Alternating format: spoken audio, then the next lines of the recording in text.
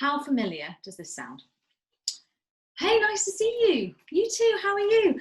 Oh yeah, busy. You? Oh yeah, me too, really busy. Often followed by some details as to see who's the busiest. I want you to think for a moment about how you would feel if someone asked you if you were busy and you said, no, I feel pretty relaxed at the moment actually. Everything feels quite manageable. If that doesn't feel comfortable, why not? What does being busy say about us?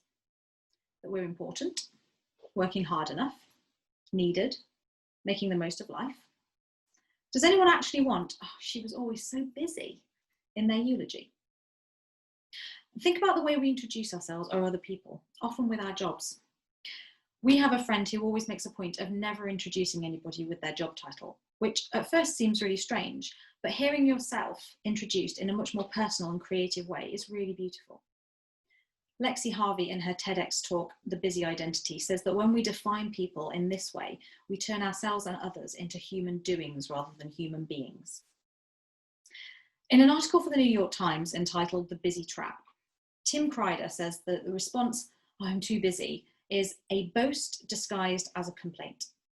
He says, notice it isn't generally people pulling back-to-back shifts in the ICU or commuting by bus to 3 minimum wage jobs who tell you how busy they are. It's almost always people whose lamented busyness is purely self-imposed. Work and obligations they've taken on voluntarily, classes and activities they've encouraged their kids to participate in. They're busy because of their own ambition or drive or anxiety, because they're addicted to busyness and dread what they might have to face in its absence. Why do we love being busy and making this an important part of our identity, particularly the identity that we portray to others? What is it that we fear? Perhaps boredom, perhaps being seen as lazy, perhaps emotions that we see as being bad or undesirable. Busyness can help us avoid being at a place where we have to face how we feel. But anxiety about how others see us, or existential questions about whether our lives are meaningful, or guilt about not doing something, these are all things that we need to acknowledge and bring before God so that He can help us work through them rather than keep squashing them down. There's nothing impressive about telling people that you don't need to rest. It's like saying you don't need water or you don't need to breathe. People might initially be impressed by your apparent superhuman ability, but they know that you're wrong. Yet we have this frustrating tendency to not allow ourselves the same grace that we allow other people. Deep down, we all know we need to rest, probably more than we are doing.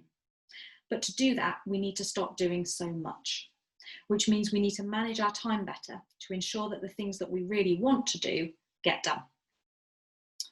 We often say that we need or want more time, but what do we actually mean? Do we want more time doing the same things? More time to do activities we enjoy? More sleep? I don't know about you, but for me, it's often wanting more time to get my work done. And not having enough time ends up being an excuse for why we don't get everything done. And fair enough, we don't have enough time to do everything. No one does. The people who use their time most effectively and are happiest with how they use their time have first of all accepted that and thought about what their priorities are.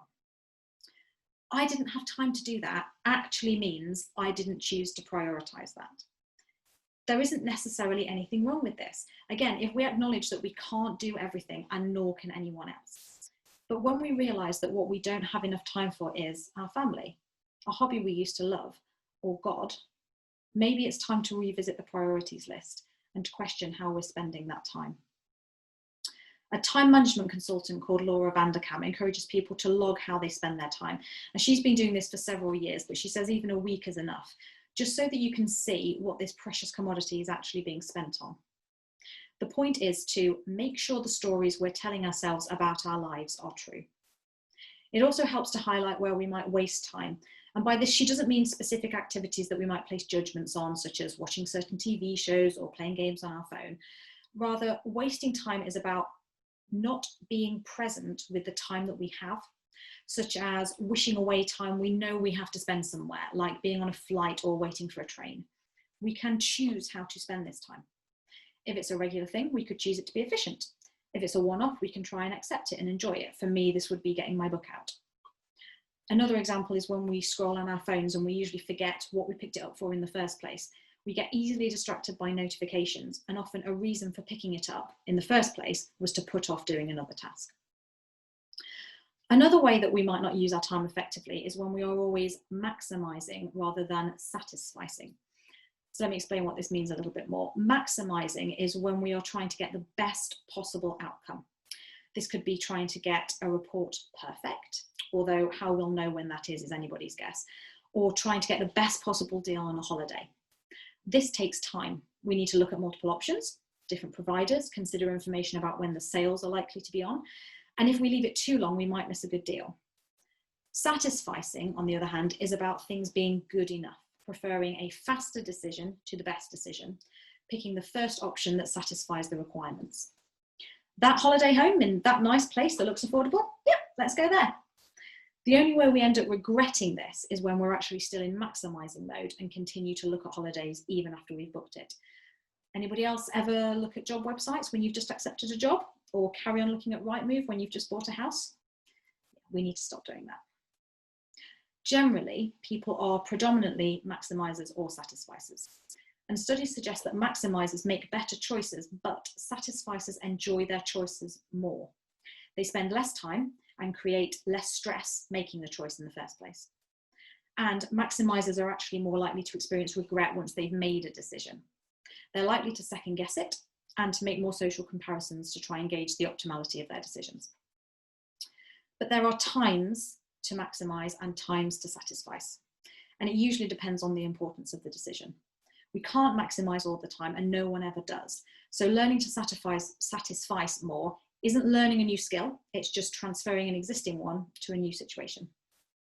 And to help with this, Vanderkam again recommends setting better than nothing goals, which focus on progress rather than the outcomes. So that New Year's resolution to look like a fitness model by March, maybe the goal should actually be to just do more exercise than you're doing now. So here are some practical tips for reflecting on the time you have and being more intentional about how you spend it. Firstly, approach thinking about how much time you have from the perspective of a week rather than a day. So in a week, you have 168 hours. Some things you do daily, but other things you do once or a few times a week. So let's assume that we sleep for 8 hours a night. You still have 112 hours left. If you work full time, that's around 40 hours a week. You have 72 hours left. When you look at it that way, it's quite hard to say that you don't have time to exercise 5 times a week, which would take up another 2.5 to 5 hours, or to pray for even 15 minutes a day, which is another hour and 45 minutes a week. You might say, okay, but I have a commute of 2 hours a day, so that's another 10 hours gone. And my question then would be, is that how you want to spend 10 hours of your week? Is that a job in a place that's worth prioritizing? If so, what else could you do during those 10 hours? Listen to music, podcasts, making calls, reading. Also, doing absolutely nothing is fine if that's what you want to do. But for most people, even though the story that we tell ourselves might be that we don't have a choice, things like commuting are choices that we make. Secondly, say no to things. You do not have to say yes to everything. And this is something that I have really had to learn and think about over the years. You can get used to saying things like, oh, I'll see if I have capacity or time for that and I'll get back to you. Or I'll check my diary and see what else we've got going on that week, so that you don't need to respond immediately. Practice being honest, without being offensive, about why you're saying no. Oh, that sounds really interesting, but this other project that I have on at the moment is quite full on. Or thanks so much for thinking of me, but that's not really something that I'm interested in. I know we both have Mondays off, but it is quite hard for me to fit in coffee around swimming lessons and naps, and that's what we've chosen to do at the moment. You can also just say, no, thank you, or I'm not free then. You do not have to justify it to anyone else, as long as you know why you're saying yes or no. Next, prioritize. Book in the things that you want to do first. Don't wait to see what time you have left over and then say that you don't have enough time for the things that really give you life and give you joy. Proverbs 3 verse 9 says, honor the Lord with your wealth, with the first fruits of all your crops. Because God knows that if you're going to give something, it's easier to give when you still have plenty. The less we have, the more we want to hold on to it and the more we resent it being given or spent. When you're looking at your 72-ish hours a week, give some of them to God. Then give some to your family and close friends. Give some to yourself for relaxation and hobbies, whatever it is that you've chosen to prioritize. Next, don't fill your time. Don't book in things back to back for 168 hours. You need to leave time for known delays, such as traffic, kids getting ready, 5 minutes of chat after a meeting finishes, and you need to leave margins for unforeseen delays or spontaneity. I know that when I look at my work diary, I often think that I have to have every moment of the day accounted for, mostly because I don't want my colleagues to look at my diary and think that I have time when I'm not doing anything. But then I don't have space for the unforeseen things that crop up. That phone call from a parent in distress, or that request for a report by the end of the week, the consultation from a patient that my colleague would really, really benefit from. Next, turn off notifications on your phone apps. Big challenge. There is so little that we need to know about instantly. What if people can't get hold of me, is something that I often hear. Okay, well, what if? Unless your priority is to be constantly on call for everyone in your life, you'll be okay. If there was an emergency and I had my phone off or not with me, most people would know who else to call to try and get hold of me. And on the very rare occasion that I'm alone and uncontactable for a period of time, I would tell my husband or my mum to expect this. The thing is, if we tell ourselves that we're doing things in case of an emergency, it isn't just the emergency that ends up distracting us. We check the messages anyway, and then we reply and start a conversation, even though it isn't urgent. Or we go to see if the phone is ringing, and then we see it's a Facebook notification, and then we check it anyway. Again, this isn't about being judgmental, but it is about being honest and acknowledging when you have more control over your time and your actions than you might be admitting. And along a similar line, at work, you can close down your emails and set specific times of the day or the week aside to respond. Set an automatic reply that lets people know that you will respond to their email, but it might not be straight away. Your work emails, or any of your emails, work for you. You don't work for them. But this brings us back to busyness. If we want to be boundaried and intentional about how we spend our time, to leave the office on time, to not work on our days off, we have to let go of the desire and the need to be busy, or at least to appear that way to others. We have to think about what we are prioritizing and who we are trying to be if we keep saying yes to everything. John Mark Comer's fantastic book, The Ruthless Elimination of Hurry, notes that there are 4 spiritual disciplines that we need to practice to eliminate hurry from our lives, and in doing so, let go of the need for busyness. Firstly, silence. People who know me know that I do not find this easy, and sitting in silence feels like the exact opposite of being busy, and for that reason, it's uncomfortable and even really boring. But this is, he says, intentional time in the quiet to be alone with God and our own soul. We need this time to get away from everything else, to center our minds on God, and to emotionally and mentally rest. Secondly is the Sabbath. This is a 24-hour period where we stop, rest, delight, and worship.